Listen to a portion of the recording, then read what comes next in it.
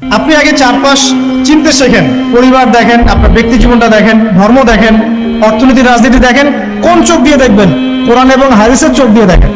তারপরে দেখবেন আসলে কোনো কিছুই ঠিক চলছে না, নাহলে আপনার কাছে মনে হবে সব ঠিক চলছে। কোরআন সুন্নাহর চোখ দিয়ে দেখেন, আসলে কোনো কিছুই পারফেক্ট চলছে না। এখন ক্ষুদ্র পরিসরে আপনার আমার করণীয় বাকি আছে। কি করতে পারে? প্রথম কথা হচ্ছে আমাদেরকে আগে তওবা করতে হবে আল্লাহর কাছে। আমরা প্রত্যেকে যখন আল্লাহর কাছে খালেস ভাবে তওবা করব যে আল্লাহ পাক যে উদ্দেশ্যে পৃথিবীতে পাঠিয়েছিলেন সেই উদ্দেশ্য কতটুকু করতে পারছি আমরা জানি না। আল্লাহ আপনি আমাদেরকে মাফ করে দেন এবং এই সমকালীন ফিতনাময় পরিবেশ থেকে আমাদেরকে বাঁচান। আগে তওবা করতে হবে। মানে আমরা এতটা পাপে ডুবে গেছি এখন, আমাদের দোয়া কিন্তু মনে হয় না কবুল হচ্ছে। হ্যাঁ, আমরা কি কম দোয়া করি? আমরা কিন্তু প্রচুর দোয়া করি। ওয়াজ মাহফিলের শেষে করি, ফরজ নামাজের পরে করি, দোকান উদ্বোধন করতে গেলে করি, কোনো কোনো সময় মাশাআল্লাহ দেখা যায় স্ট্যাচু উদ্বোধন করতে গিয়েও দোয়া করি। আমরা দোয়া করতেই থাকি, কিন্তু দোয়া কতটুকু কবুল হয় আল্লাহ ভালো জানে। কবুল না হওয়ার একটা অন্যতম কারণ হচ্ছে পাপ। যখন আমরা পাপে লিপ্ত থাকবো, দোয়া কিন্তু খুব একটা কবুল হয় না।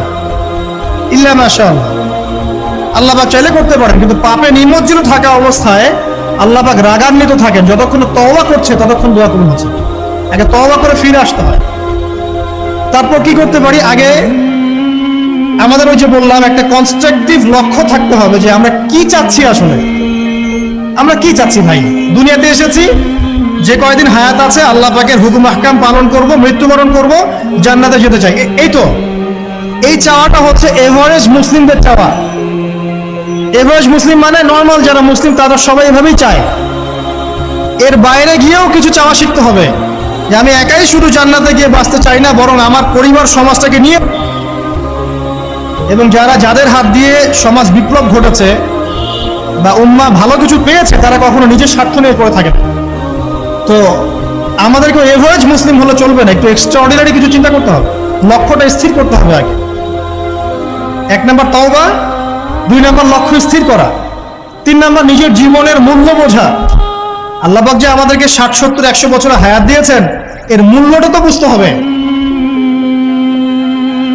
আমরা যারা সবাই, এভরিবডি, আমরা কেউ বাদ না, আমরা যারা অনলাইন সেকশনে দিনের বেশিরভাগ সময় নষ্ট করছি, আমরা কি আদৌ হায়াতের মূল্য বুঝতে পারছি?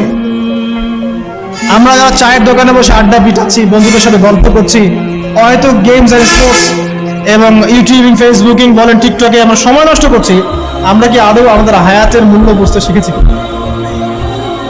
অনেকে দেখবেন